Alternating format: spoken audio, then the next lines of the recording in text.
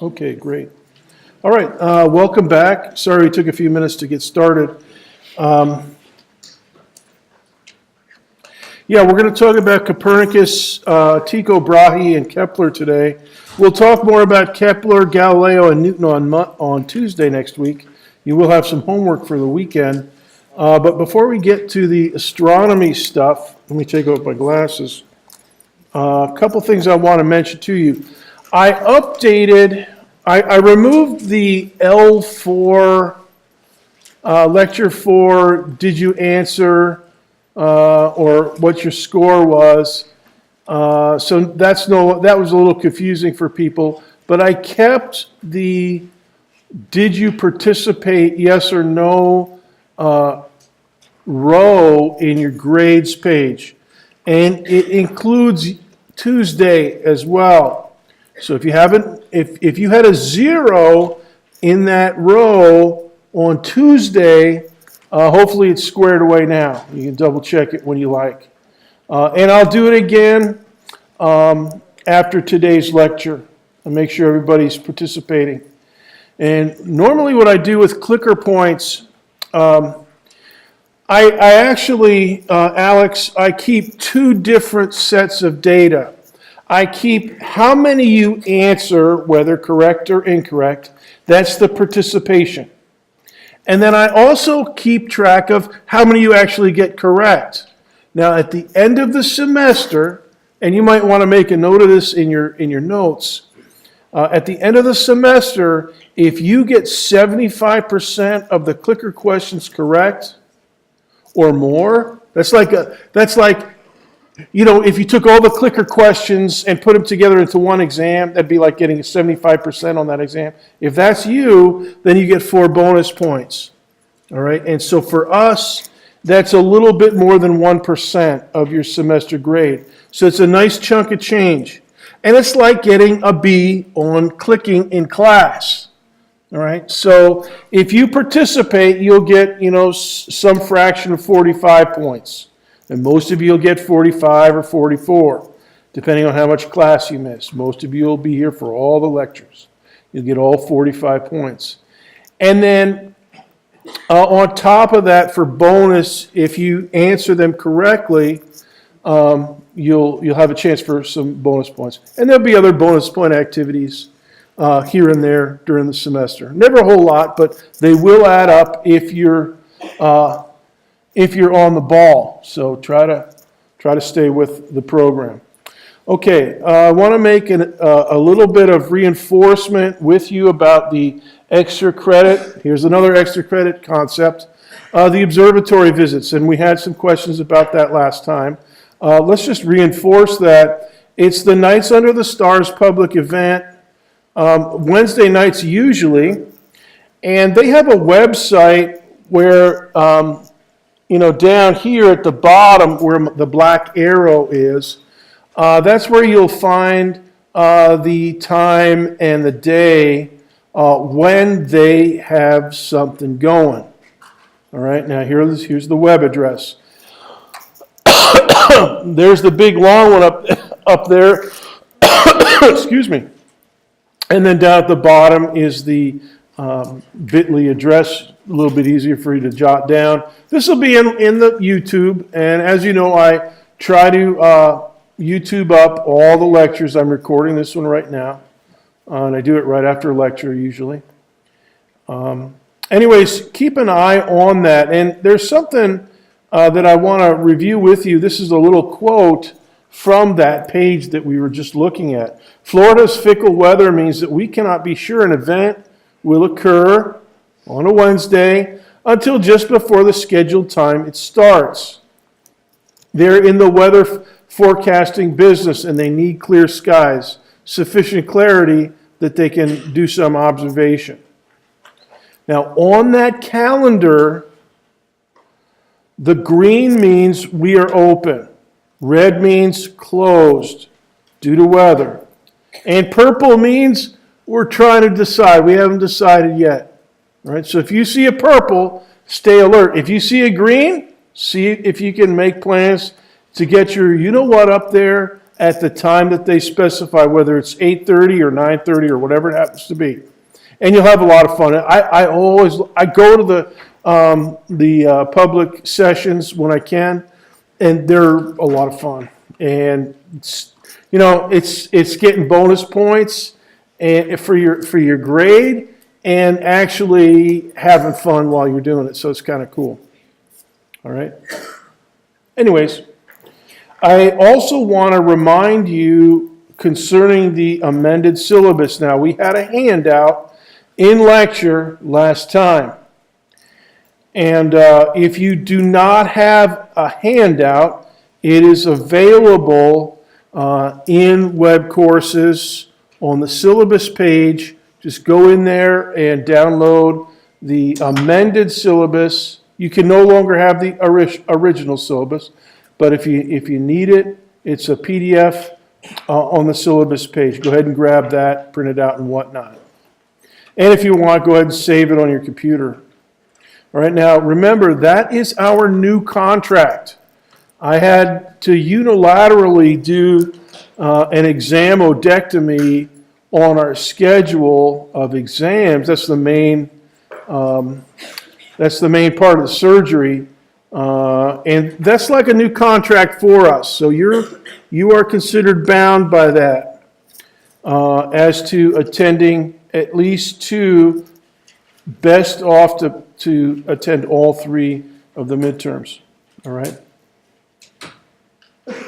Now, I have some clicker questions for you right now on the amended exam schedule. So get your clicker out. If you haven't used your clicker before, you hold the power button down until the rectangle flashes, and then you type DD, and then you'll get the Go Nitro message, and then it'll say, it'll say ready. Okay? And that's our frequency, DD, Delta, Delta. All right? And hopefully you'll be able to navigate through class as well as this astronaut, Bruce Michaelis. Isn't that a cool picture? Would that be a total, rush? I mean, going up in the space shuttle, it's in space, just anything in space is cool. But this guy, oh my goodness. All right, so much for fun. Let's talk about this plan. Go ahead and start this question. This is question number 1. Go ahead and vote.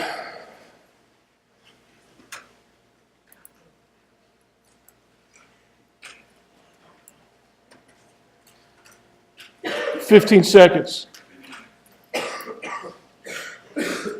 10, 9, 8, 7, 6, 5, 4, 3, 2, 1, 0. Okay. Go ahead and switch to the computer display. For those of you that didn't vote B, you got to get with the program. And you are on notice now. Even though you didn't answer correctly, you were here. I did announce the schedules. You are bound. This is my way. You know what this is like? This is like when you get new software and you have to agree to the terms and conditions. This is you agreeing to my terms. The fact that you clicked here means that you agree with my terms and conditions. Even though option E, I have no idea why you would select that one. But all right, so this is the correct answer, B. All right, go back to the. All right, so let's do another question together about the amended syllabus. Go ahead and start that. Okay, go ahead and vote.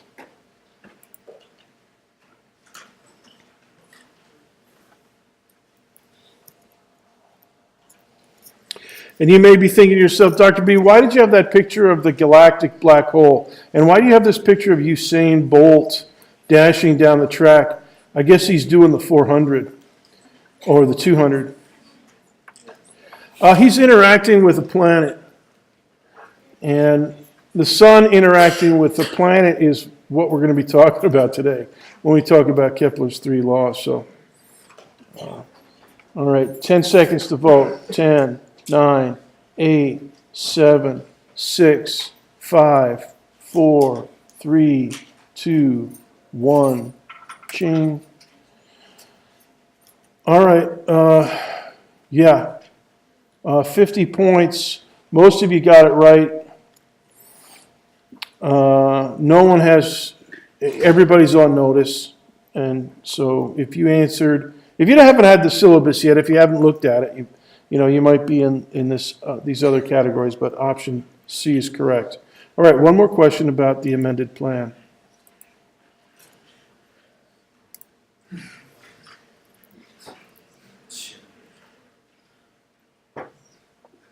And I better not see anybody voting for A or B. Although, if you do vote for B or A, I can tell who's voting for that. I could just go in and look at the NID, and I'll know.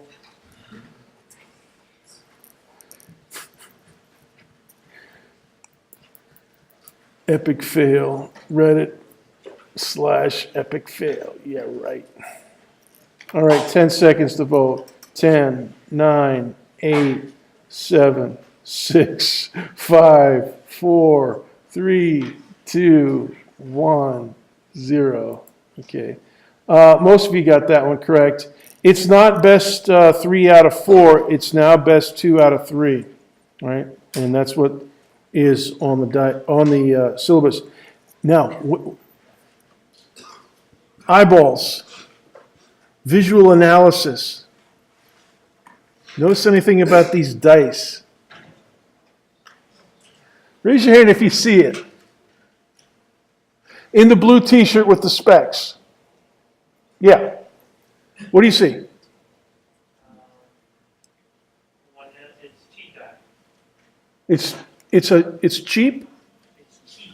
Cheating die. Cheating? Those look, no, what's wrong? Dice.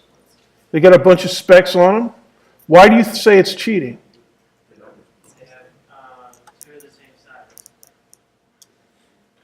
No. Okay, in the black and white t-shirt. One's like just 5s and one's got 2 2s and a 6. Yeah. Notice that?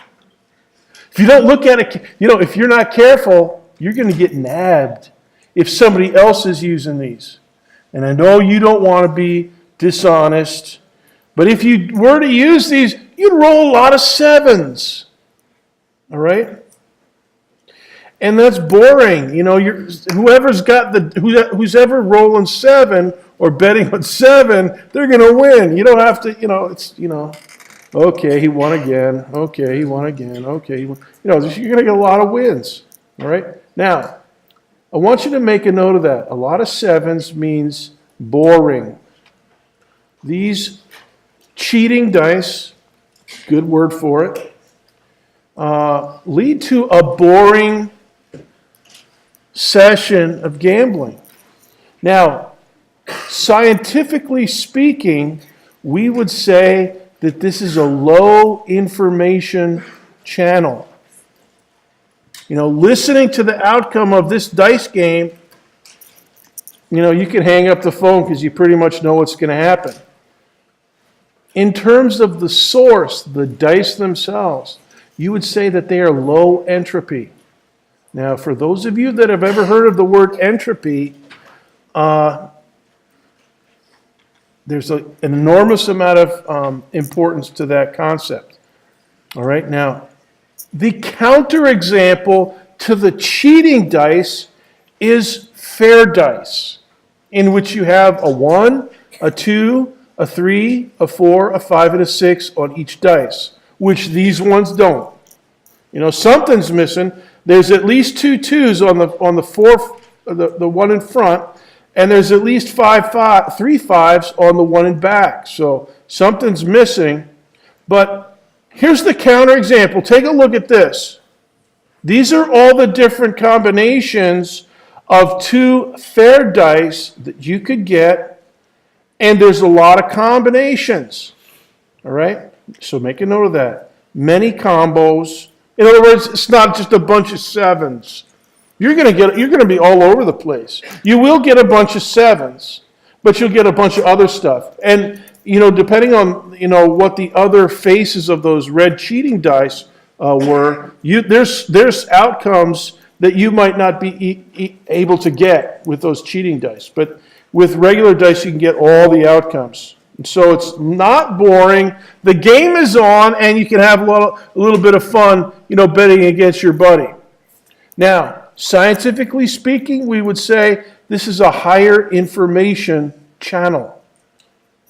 To listen to the outcome of 2 dice, you're on the phone with your buddy, he's in Pasadena, California, or Dubuque, Iowa, or something, and he's telling you what is going on with the dice. He's transmitting a lot of information. The dice themselves, you would say, are a high entropy source. And you may be thinking to yourself, hey, Dr. B, why are you talking about entropy? Isn't that thermodynamics? And why are you equating entropy and information? That, my wonderful students, is what we are all about. And that's why I'm mentioning this to you as a prelude to saying the following. The idea of information and entropy is all related to black holes. And we've been talking about black holes. For instance, SGR-A star, the big gigantic black hole in the center of our galaxy. We talked about Cygnus X1, which we think is pretty much a black hole. Pretty confident about that.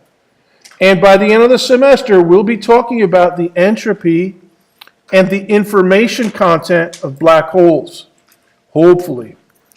And so for those of you that are interested in black holes and stuff, and many people are, that's going to be some really deluxe concepts. But it boils down to just thinking about cheating dice and fair dice in a lot of ways. All right, let's talk about section 2.4. And my topic here is the rise of science in the West. Pretty much beginning with Copernicus, a lot of the ancient cultures, like the ancient Greeks and the Chinese and over in India, they almost got going with science. They were struggling they didn't quite pull it off, but here in the West, we did pull it off. And one of the guys that's considered the start of it is Copernicus. And he was famous in the West for working out the heliocentric model. Now, he's an interesting guy. He was a priest. He lived in Poland, over there by Warsaw. And he was actually trained in medicine. He was a medical doctor. And a lot of those guys in the olden days, they were universal men. They were educated in all the sciences, medicine, mathematics, astronomy. I remember reading about the famous Englishman, Thomas More, the man for all seasons. And he was I can't remember, he was I think the Chancellor of the Exchequer in England, which is one of their, back in the 1500s, about the time of Copernicus, actually. And he was, he was a lawyer, famous lawyer in England. He was a friend of Henry VIII. And of course, the story of Thomas More you can read about in the books. He actually was beheaded by King Henry VIII. Eventually, when King Henry VIII, had a little disagreement with Thomas More. But before that happened, he actually tutored King Henry VIII. He was a lawyer, right? But he tutored King Henry VIII in astronomy and mathematics, stuff like that. And that's the way it was back in those days. Now, his famous book, near the end of his life, De Revolutionibus, Orbium Celestium, on the revolutions of the heavenly spheres or the heavenly orbs. He was working on it and studying it for his whole life. And finally, like on his deathbed, he gave his consent for it to be published. Here's a picture from that famous text. And his theory followed some of the ancient Greeks who believed that the earth was not the center and that everything revolved around the earth, but that the sun was the center of the solar system and that everything revolved around the sun. Now, Copernicus, those guys lost their argument to Aristotle and those cats. Okay, and Aristotle and those guys thought the earth was at the center, and they had their reasons for thinking that. But they lost that during the time of the ancient Greeks, but Copernicus became the new champion for it in the 1500s with this particular book. And it's kind of interesting because he calculated, he went a little bit further than some of the ancient Greeks. He calculated each planet's orbital period around the sun and its relative distance from the sun in terms of the Earth-Sun distance. Now, we know what that is called in modern terminology, the astronomical unit, the AU. And this is an example of what I mentioned when we first talked about the astronomical unit. That in the old days, before we had radar ranging and laser ranging and stuff like that, and before they could triangulate effectively, they had to work everything out in terms of astronomical units. Now we know that the astronomical unit is 499 point something light seconds, 150 million kilometers, 93 million miles, and so on. And they didn't know that, but they knew that in proportion, Copernicus worked out all those orbital sizes. And here's a quote from chapter 2.4. His ideas, although not widely accepted until more than a century after his death, in other words, until after Galileo, in fact, they were much discussed among scholars and ultimately had a profound influence on the course of world history. And that is correct. The Copernican revolution is what some people call it. And basically, it was it was kind of like the Declaration of Independence for science, because in our United States we have two founding documents. Basically, we have the Declaration of Independence and we have the Constitution, which came a dozen years later in 1787. Right. Before we had that, we had the Articles of Confederation, and those were not good enough, so they drew up the U.S. Constitution. All right. Now, Galileo and Sir Isaac Newton would be equivalent to the U.S. Constitution. But Copernicus, he's more like the Declaration. He said, yup, it's heliocentric. It can only make sense if it's heliocentric. Matter of fact, here's another quote. Copernicus could not prove that the earth revolves around the sun. Nobody could. Not until Galileo came up with the telescope. In fact, with some adjustments, the old Ptolemaic system, that's the geocentric, the earth-centered system that the ancient Greeks and the Alexandrian, the Greek colony in Egypt, the Alexandrians, they all believed in that. Ptolemy, Ptolemy, was the guy that kind of became the BOSS of that geocentric system. The old Ptolemaic system could have accounted just as well for the motions of the planets in the sky. Ptolemy had developed all his complicated system to account for the positions of, mostly what they want to do is predict the positions. Okay, they want to be able to say, yeah, the heavens are orderly, I know the order, I know how it works, and my system predicts it well. Now, Copernicus' system and Ptolemy, they could both do the same job, but Copernicus was convinced that the Ptolemaic, he pointed out that the Ptolemaic cosmology was clumsy and lacking the beauty and symmetry of its successor, the heliocentric system. All right? Now, that's important for us. Go ahead and underline the word clumsy as opposed to beauty and symmetry. So beauty and symmetry I've underlined, and also the word clumsy. Now, there's your contrast. And, even in this our day, we don't have a scientific principle that encodes beauty. Maybe we will one day. But we do have a mathematical principle, the last 100 years, that encodes symmetry. The symmetries that we find in the universe, we can handle it mathematically. There are laws of physics that handle symmetry.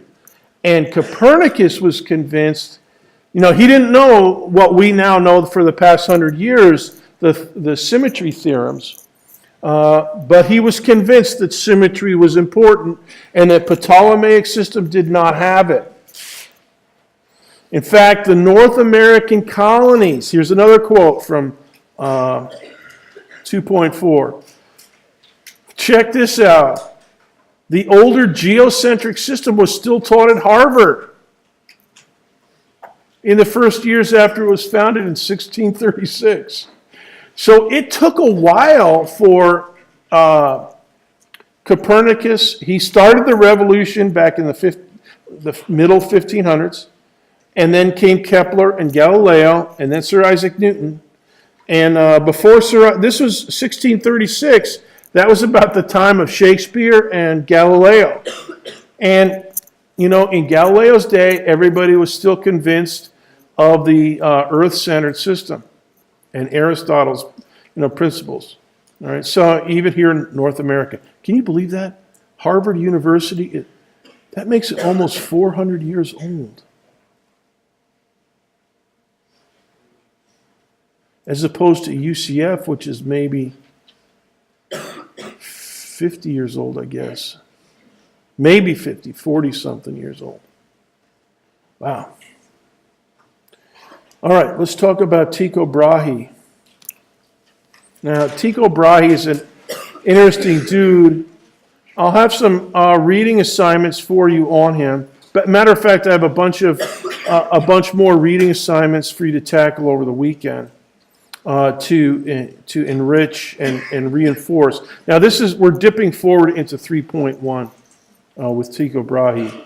Now, he was a guy that was like Copernicus and everybody before him, everybody before Galileo. They were all naked eye observers. Okay, they didn't have telescopes, but they did have really, really fancy protractors, and they could sight in on different stars and planets and stuff and get pretty accurate observations. Now, Tycho Brahe was not, he was a good observer and a good recorder of data, but he did not have the savvy that Kepler had. Okay? So he gathered a lot of data, and this image here is from is part of Figure 1 in your textbook. What he was trying to do mainly was try to make better measurements of star positions, down to the nearest degree or the nearest fraction of a degree. That was his impetus. So it's the same thing that we face today. How do we get better eyes on the stars? So for instance, the Hubble Space Telescope. I mean, if Tycho Brahe could have seen, 400 years ahead of time to see the Hubble Space Telescope, oh my goodness, he would have been in hog heaven. And all those guys would be.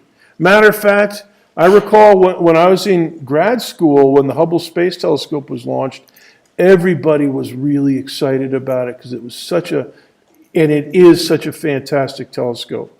Another really good one is the Hipparcos spacecraft.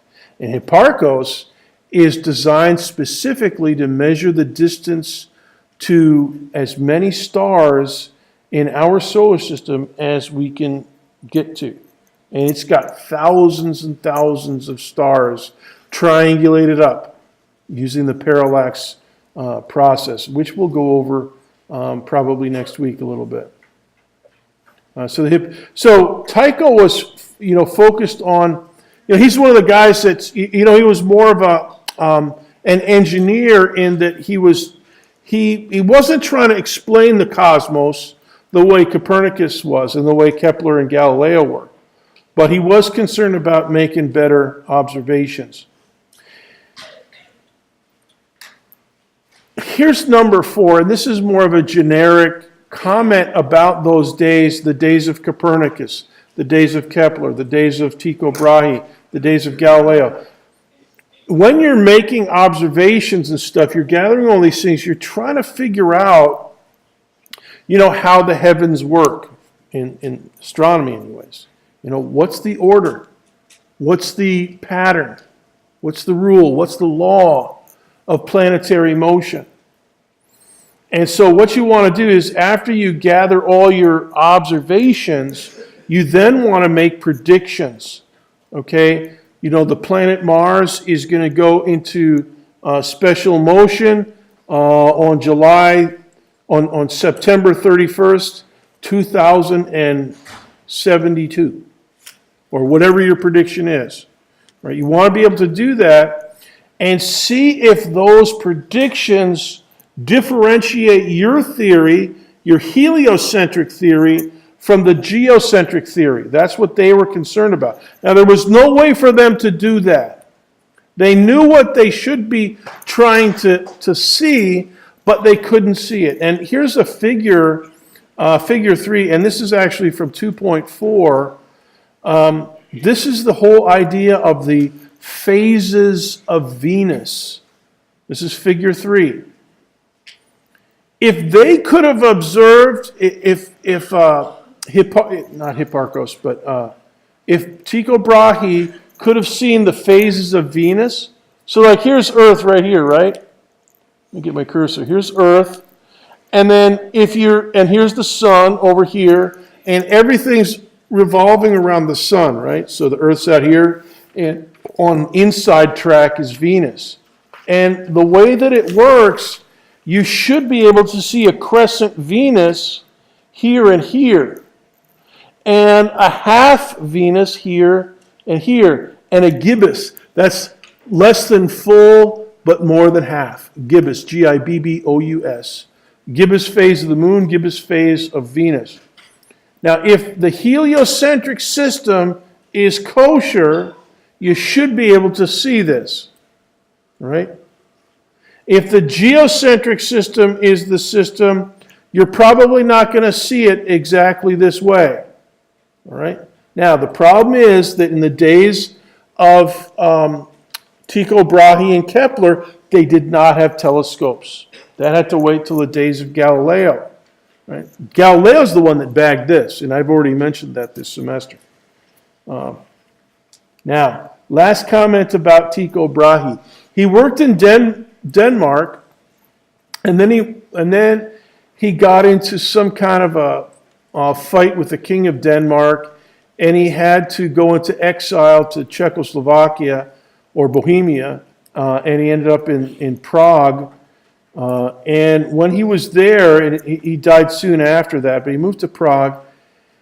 And here's a lovely quote from 3.1.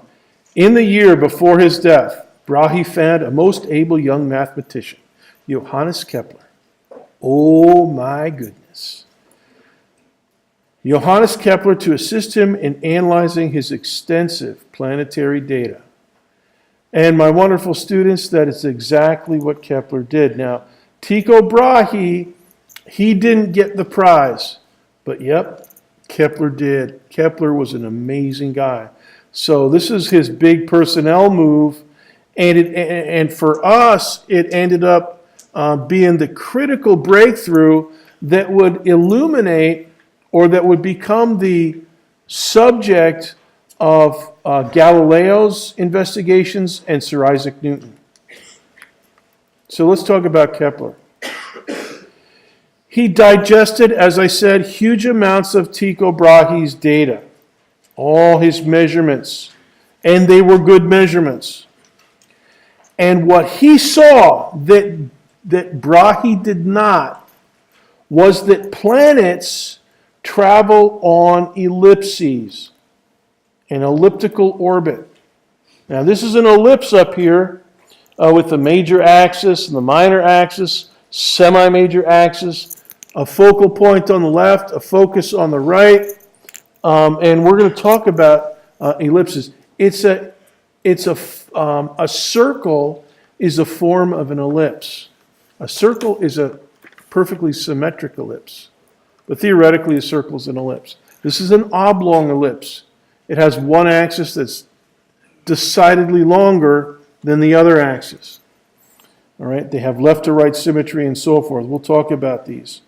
And, this says page 63. That's from the old textbook. But we'll still use this quotation. Don't write down page 63 because that doesn't correspond to our textbook. But his key discovery was that planetary orbits are not circles. And you know who thought it was circles? Copernicus. You know, Copernicus was thinking in terms of circles. Everybody was thinking in terms of circles until Kepler. When Kepler saw those ellipses, that became the huge tip-off for Sir Isaac Newton, who came a few years after Kepler. All right? A special type of oval called an ellipse. Now, here's why he was able to make this out. He was looking at the data of Tycho Brahe.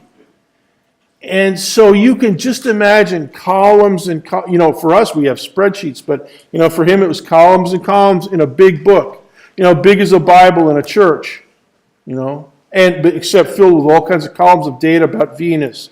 And then another 100 pages later, data about Mars. And then another 100 pages later, data about Jupiter, and so on and so forth. So he's looking at Mars, right? He's looking at all the figures for Mars, and he says to himself, I can't get this, all these measurements that my old boss Tycho Brahe measured up, I can't get it to work out to be a circle.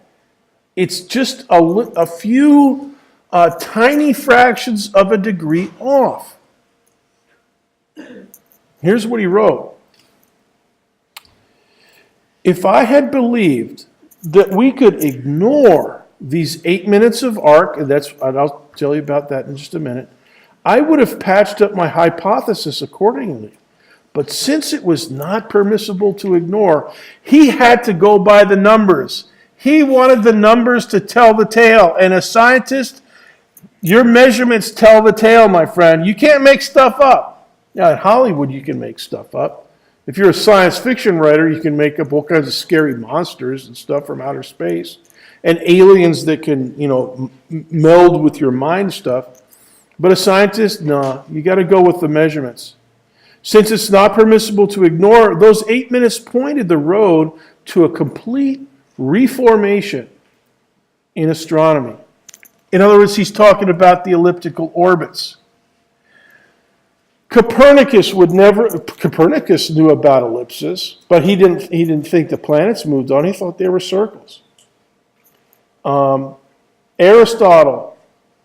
all the ancient Greeks, Plato, they all thought that the planets moved on circles. And the Ptolemaic system was based on circles and only circles, no ellipses. But Kepler said, dude, I think this is actually an ellipse. And if it is an ellipse, there are some patterns. And those became his 3 laws of motion. Now, let me give you a side note about angles and degrees. So we're just going to dip over here. You go ahead and make a note of that. We've already talked about it a little bit. A full circle is 360 degrees. Everybody knows that. And that traces back to the Sumerians, who based their numbering system, their counting system, on the number 6, and then 12 and 60. And 1 full degree, so you're looking at your protractor there, yeah? And if you want even more precision, the way Tycho Brahe did, you divide up each of those degrees into 60 minutes of arc. All right, so write down that phrase. 1 degree equals 60 minutes of arc. All right? And the full moon, the width of the full moon is about 30 minutes of arc, about half a degree. All right? The Andromeda galaxy is about 6 times that. It's about 3 point something, depending on how you determine the width of the Andromeda galaxy. It's hard to see with your naked eye, but definitely the full moon is. Can you believe that? It's only half a degree. It looks so big, especially when it's just coming up. Do you ever notice that? You know, the sun coming up, it looks orangey red, and it looks ginormous. And you know why that is? It's because it's down near the horizon where you have things to compare it with. You know, so it's kind of like the horizon. You know, buildings and trees and stuff are for scale. Instead of a banana for scale, you use trees and buildings and stuff for scale. And so when it's down by the horizon, you know, the moon looks ginormous, but it's the same size as when it's up, you know, straight up in the sky, half a degree. Your vision, your visual resolution is about 1 arc minute. Okay? Unless you have, you know, if you have super sharp eyesight, which some people do, maybe a little bit less than that. In other words, you can distinguish things a minute of arc apart. But if you don't have your glasses on, then you can't. You know, if you need strong glasses, with your glasses on, yeah, you could probably approximate this. Without your glasses, no. Now, 1 minute of arc can be subdivided again into 60 arc seconds. All right? So 60 seconds per minute, 60 minutes per degree. And then 360 degrees per full circle. Now, you can make a side note here, number 4. It's not in the slide, but I'll verbally repeat this to you. The Hubble Space Telescope and modern telescopes have resolving power on the order of milli-arc seconds. That's 1,000th of an arc second.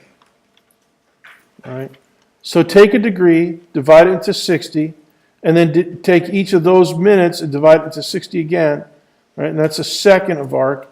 And now divide that into 1,000 equal slices of angle, teeny slivers of angle, and the Hubble Space Telescope can easily tackle that. Most modern telescopes, I mean the big ones, you know, the big ones that they launch in space, the ones up on top of mountains in Hawaii and stuff like that, yeah, they can resolve, especially infrared and X-ray telescopes have pretty good resolution. Anyway, so that's a little side note. So over here, when Kepler's talking about, dude, 8 minutes of arc, he couldn't reconcile it. It's like drawing something and you know, following all the directions, and then you're left with, dude, this doesn't close up into a circle. I'm still 8 minutes short. I'm 8 minutes of arc, and you know, he said, I've got to figure this out, and the way that he figured it out was by going with the concept of ellipses. So let's go back through this now, and then keep going. All right. So let's get down to business here. This is section 3.1 now. We're dipping forward again into 3.1. And this is a quote from our book this semester. Kepler found, this is the one that he was grappling with. He found that Mars had an elliptical orbit. And the sun was at one focus, the other focus being empty. So go ahead and draw yourself an ellipse like this. Make it as symmetric as you can. And I'm going to populate this with all the axes and markers, the focus left and right. Okay? Make it good and big so that you can annotate your diagram. Okay? And let's go through the parts of an ellipse. The major axis is the long axis. All right? So there it is. Okay, there's the major axis for this ellipse. Now, I usually make my long axis horizontal, but you could make it vertical if you want. But for every ellipse, there's going to be one axis. If it's any kind of an oblong ellipse, one axis is going to be longer. That's called the major axis. The minor axis is perpendicular to that. All right? And that defines the symmetry of the ellipse. This ellipse has left to right symmetry, the symmetry line being the minor axis, and it has up and down symmetry. And for that, the symmetry line is the major axis. So if you look at the horizontal axis, it's the major axis. The shape of the ellipse is the same above as it is below. You can flip them, and it looks the same. And left to right, the minor axis, the vertical axis, is the symmetry axis. Okay, so make a note of that. Now, this particular one, I set up to be 300 pixels for A and 200 pixels for B. Oh, by the way, A is known as the semi-major axis, half the major axis. So if the major axis is 2A, then the semi-major, half the major axis, is A. And I made this one to be 300 left, 300 right, 200 up, 200 down. So the overall width and height is 600 by 400. All right. Now, Kepler's laws are oriented to one specific measurement, the semi-major axis. All right. So that's half of the horizontal symmetry line of this ellipse. As length A. And in my sketch, it's the length of A is 300 pixels. All right. Now, the focal points, the focus. There's a center, of course. The center is where the two axes meet. Okay? The focus, there's two of them.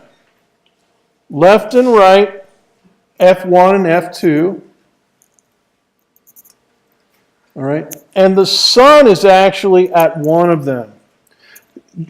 Kepler said, dude, Mars is on an ellipse, and the sun is not at the center where the major axis and the minor axis intersect. The sun is actually at the focus.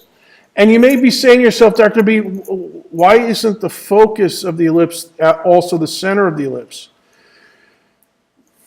And that is a good question. The focus of the ellipse, there's one on the left and one on the right. They're related to the actual mathematical structure, or if you will, how you actually draw an ellipse on pencil and paper, or with pencil and paper, or on a chalkboard. And I'll show you how that works in just a second. Okay, so now here's and this is actually the formula. Every point on the ellipse follows this principle, that the distance from F1 out to the ellipse and then back to F2 is equal to a constant, and it's equal to 2a. Now, let me show you what that means. Here's the first distance. There's the second distance. Those two red dotted lines, that's the distance from F1 up to the ellipse, and I've got the first one over here at the very top of the ellipse, but it can be any point on the ellipse.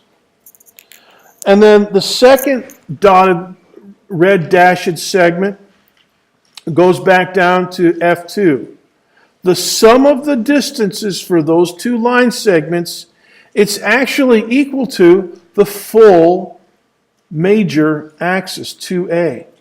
It's a constant, right? And that is how you actually draw it. You know what? I'll show you. I'll use my wonderful TA on Tuesday to show you how this definition works on the marker board. We got a marker board. We don't have a chalkboard here. We got a marker board out in the hallway over here. I'll bring it in, and I'll bring some markers, and Tricia and I will draw an ellipse on the marker board. And it'll follow this pattern. All right, so the distance is 600 pixels. That constant distance, 2a, 600. And that's the way that an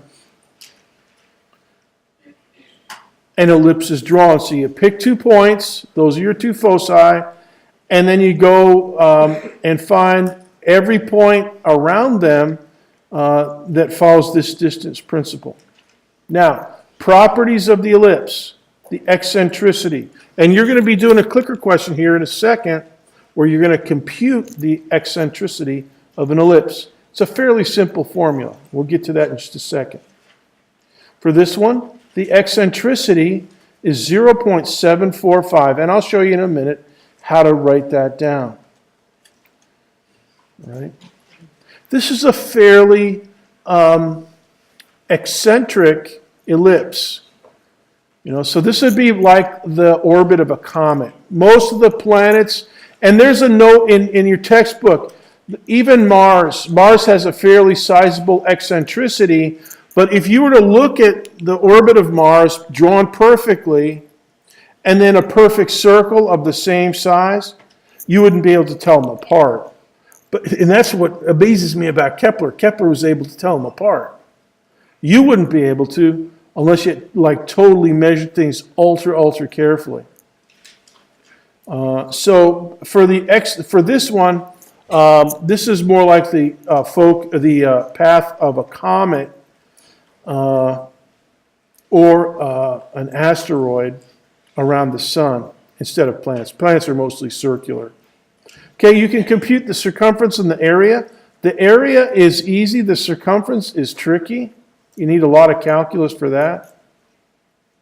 The area is not too bodacious.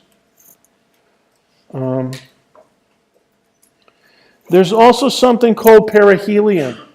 For something that's orbiting the sun, the point on the orbit where it is nearest to the sun, so that's over here, okay? The comet's going around and around, either clockwise or counterclockwise. And this point right here, next to F1, that's called perihelion. All right? So mark that. And then the other side is called aphelion. So that's out here. Now out here, the comet's out here way far away from the sun. It's an elliptical orbit, so it's really going to be jamming down here by perihelion because it's close to the sun. Gravity's stronger, so it's really whipping. But by the time it gets out here to aphelion, A-P-H-E-L-I-O-N, it's kind of pokey. It's still moving pretty good. I mean, it's moving faster than anybody's car, but it's the slowest, relatively slow part of the orbit. All right, now what do these words mean? Para means above or kind of adjacent to, and helion, sun, helios.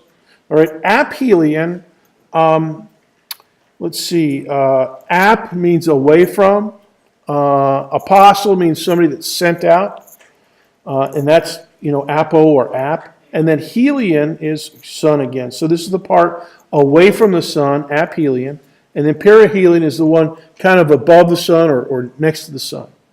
All right? Now, if you're talking about an Earth orbit, we use the terms perigee and apogee. So if you listen to the guys at NASA Mission Control in Houston, and they're talking about a satellite or a spacecraft or something, well, we're approaching perigee in 2 minutes.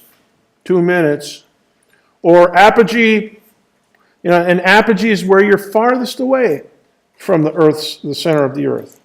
And perigee is where, so now, most satellites that we have in orbit, like our communication satellites where, you get direct TV and, all your cable services or all your satellite services, those are on circular orbits. Okay, they're not elliptical.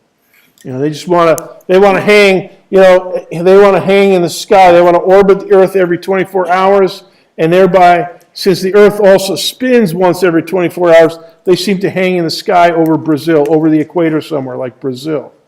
All right?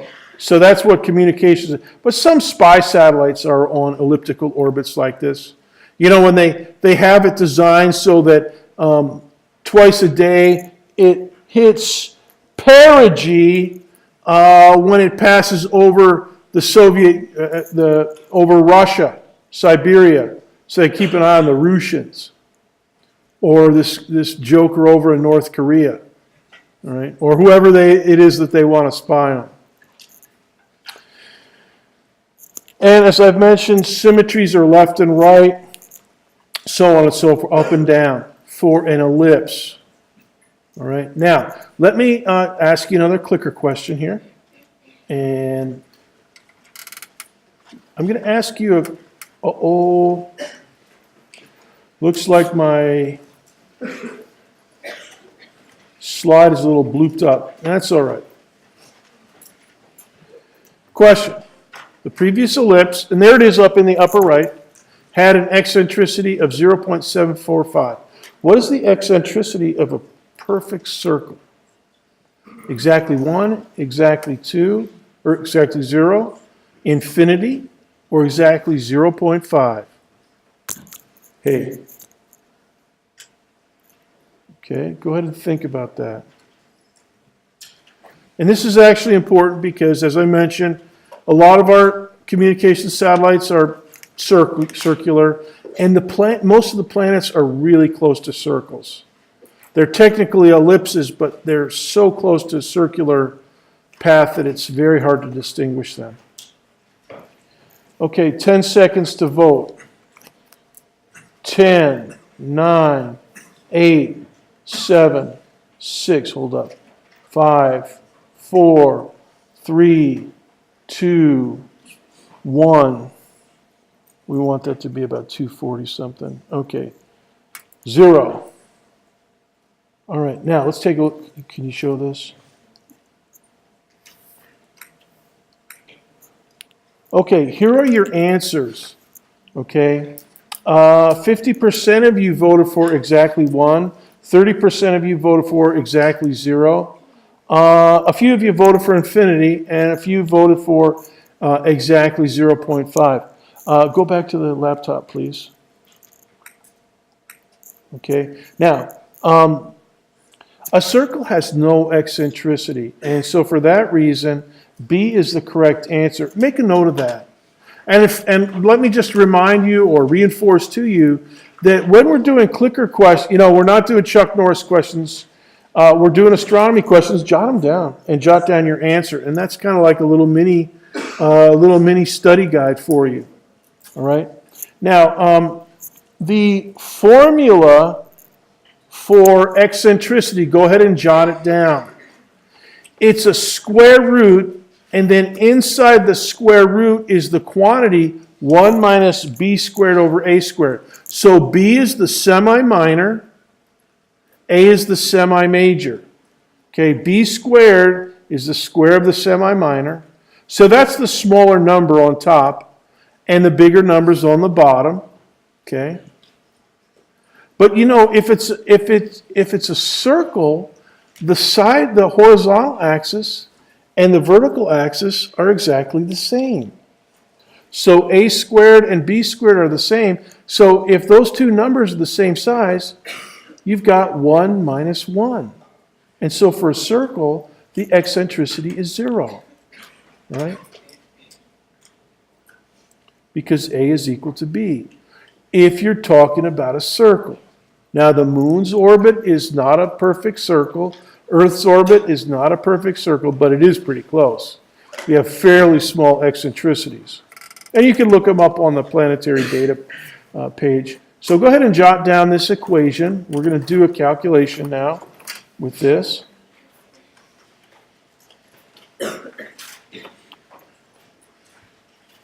Eccentricity is equal to, and you have to square root everything inside the square root.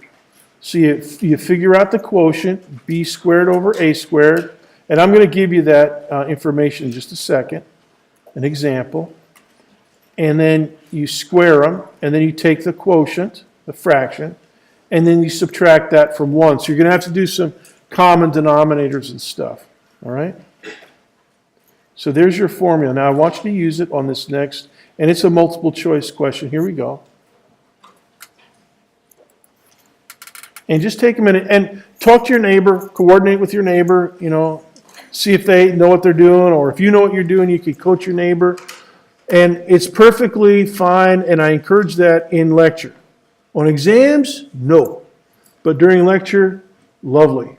All right, so go ahead and talk to your next door neighbor. And this is a way to make friends, especially for you freshmen. I wonder if being a freshman is as hard as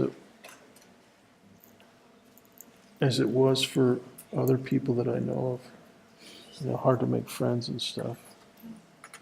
Especially if you don't live on campus. Yeah, that's true. I don't live on campus freshman year. Yeah. Tough to make friends. But if you can make a friend, then that's good. At least one good friend, that makes a lot of difference. All right, so and I'll go through the calculation with you in case you get tripped up. But do your best. Check with your neighbor and stuff. And get your calculator. This one you can do without a calculator if you use your coconut. But if I ask a question like this on the exam X, you want to have your calculator, definitely.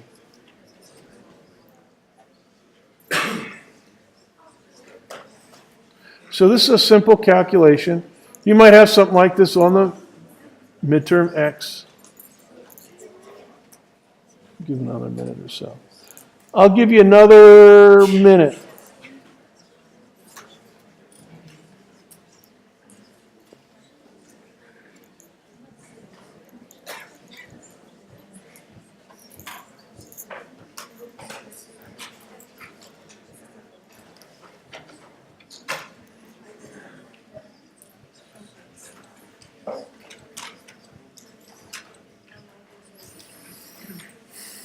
And definitely jot this one down in your notes too, so you can. What's that? Yeah, sure, why not? It's going to be on YouTube in about 30 minutes. People do that. So lazy they won't even go to YouTube to look at the slides. But yeah, it's all on YouTube. So.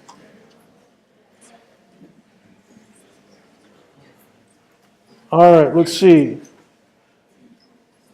30 seconds.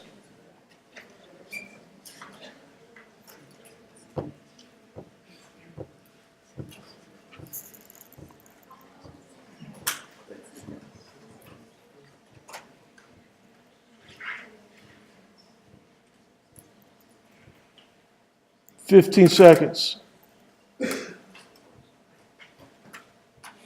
10, 9, 8, 7, 6, 5, 4, 3, 2. Come on, you guys. 1. Ching. All right, good. Most of you got it. Go ahead and switch to this. Unfortunately, looks like everybody voted for C. Switch back. Almost everybody. But of course, that's good because that's the correct answer. Okay, so that's good. You guys did good. Now, for those of you that got tripped up, here's how it works. Let's take a look at it. Here it is down here. All right, the first equation block, E equals the square root of the quantity 1 minus the quotient 3 squared over 5 squared. All right, so that's where you start. And then you square 3, and then you square 5, and you have 9 over 25. So the second part of the first equation block, square root of the quantity, 1 minus 9 over 25. And then you got to go to lovely, if you're not on a calculator, if you're doing a pencil and paper, you got to go to lovely common denominators. So 25s are your common denominators. So you change the 1 into 25 over 25. And then you could subtract. 25 minus 9 is 16. Keep the common denominator 25. Ching! All right? And that's 0.64 inside the square root. So there's your correct answer. And actually, if you think about it, the square root of 16 is 4. The square root of 25 is 5. So I could have also written out here equals 4 over 5, and that's 0.8. All right? So go ahead and make a note of that, especially if you got tripped up, and you'll be able to double check this in your notes when you're getting ready for exam X. Have I given you enough hints about what you might find on exam X for calculations? All right. Now, how many questions have we had today? 5. We've had 5 questions. All right? All of them astronomy questions. I want you to continue with the homework 3 redo, and I'm going to add some more to it. So there'll be a homework 4 for Tuesday, and I'll try to get it posted tonight or tomorrow morning. Okay, you're dismissed. I'll see you next week.